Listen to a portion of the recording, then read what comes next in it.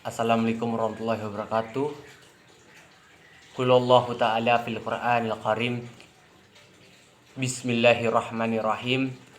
Wal asri innal insana lafi usri illa allazina amanu wa amilus solihati wa tawasaw bil haq wa tawasaw bil sabri. Hadirin jamaah salat Jumat yang berbahagia.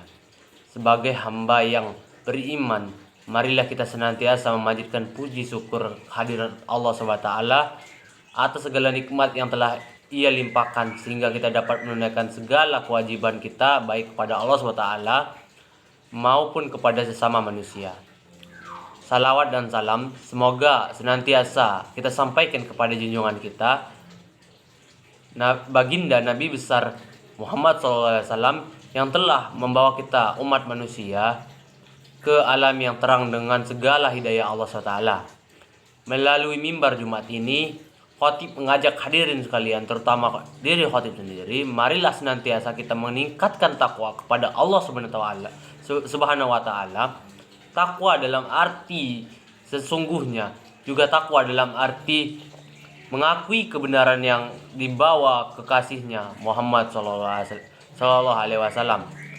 Masyiral muslimin rahimakumullah. Salah satu misi utama hukum Islam adalah sebagai aturan untuk mengejawantahkan nilai-nilai keimanan.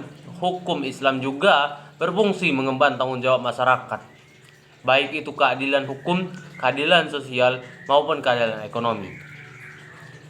Pada sisi lain, Islam memandang harta dan kekayaan sebagai amanat yang diberikan oleh Allah SWT yang harus menjadi perekat dalam membangun persaudaraan dan kebersamaan. Doktrin hukum Islam berupa kewajiban bagi mereka yang kaya untuk mendistribusikan keadilan ekonomi, bertujuan agar kekayaan tidak hanya berputar di antara orang-orang kaya saja. Selain itu, juga bertujuan untuk meminimalisir terjadinya kesenjangan sosial antara si kaya dengan si miskin. Dari sinilah terciptanya masyarakat yang makmur dan berkeadilan.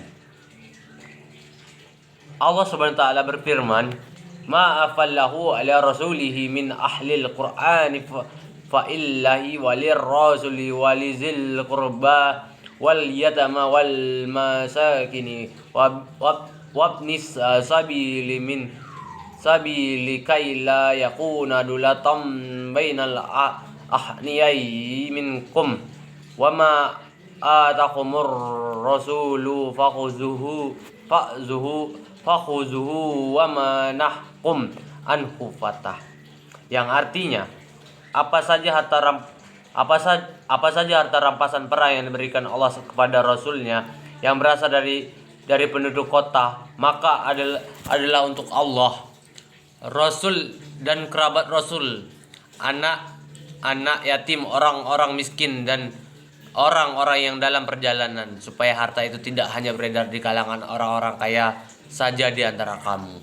Quran Surat Al-Hasr ayat 7. Di antara program yang dianjurkan Islam untuk dilaksanakan kaum muslimin adalah wakaf. Wakaf merupakan sentral voluntary ekonomi Islam yang berfungsi sebagai aset konstruksi pembangunan demi kesejahteraan masyarakat. Pada prinsipnya, wakaf merupakan anjuran kepada si kaya untuk memperhatikan orang-orang yang kurang mampu dengan cara mendermakan dana abadi yang dikelola dan hasilnya dimanfaatkan untuk membantu kebutuhan, membina dan mengangkat derajat manusia. Wakaf memiliki akar keislaman yang kuat.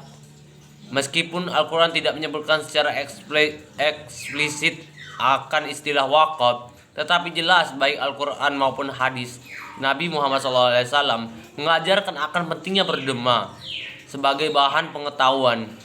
Pada kesempatan kali ini, khotib sengaja ingin menjelaskan secara pintas tentang sejarah wakaf. Mudah-mudahan ada manfaatnya. Amin ya rabbal alamin. Masyiral muslimin rahimakumullah. Pertama, bagaimana praktek wakaf sebelum Islam? Secara syariat, wakaf berarti menyerahkan harta kepada seorang atau lembaga untuk dikelola dan manfaatnya diperuntukkan kepada khalayak ramai yang membutuhkannya dengan niat lillahi ta'ala. Jika merujuk pada definisi wakaf tadi, Ternyata praktek wakaf semacam itu sudah jauh dikenal sebelum datangnya Islam. Meskipun dalam bentuk dan nama atau istilah yang berbeda, hal ini dapat dibuktikan dengan banyaknya tempat-tempat ibadah yang dibangun, dikelola dan dirawat, sedang hasilnya digunakan untuk membiayai perawatan dan honor pengelolanya. Contoh konkretnya adalah Masjid Al-Aqsa dan Masjid Al-Haram yang memang telah berdiri sejak sebelum Nabi Muhammad SAW lahir. Demikian pula halnya yang dilakukan oleh para raja Mesir kuno, Kaisar Roma, Cina dan Jerman. Umumnya harta yang telah diwariskan tersebut tidak boleh dijual, tidak boleh diwariskan dan juga tidak boleh dihibahkan. Namun harta tersebut hanya boleh dikelola dan dimanfaatkan hasilnya untuk kepentingan umum. Singkatnya, sejak dahulu wakaf telah dipraktekkan dalam dua bentuk, yaitu wakaf keluarga wakful ahli dan wakaf umum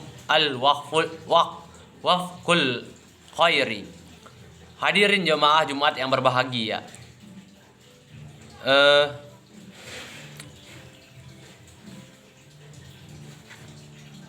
Demikianlah yang bisa saya sampaikan. Demikianlah apa yang dapat Khatib sampaikan. Mudah-mudahan sejarah singkat tentang wakaf ini membuka hati dan pikiran kita untuk lebih banyak berbuat dan belajar dari sejarah. Makasih. Sadaqallahul azim.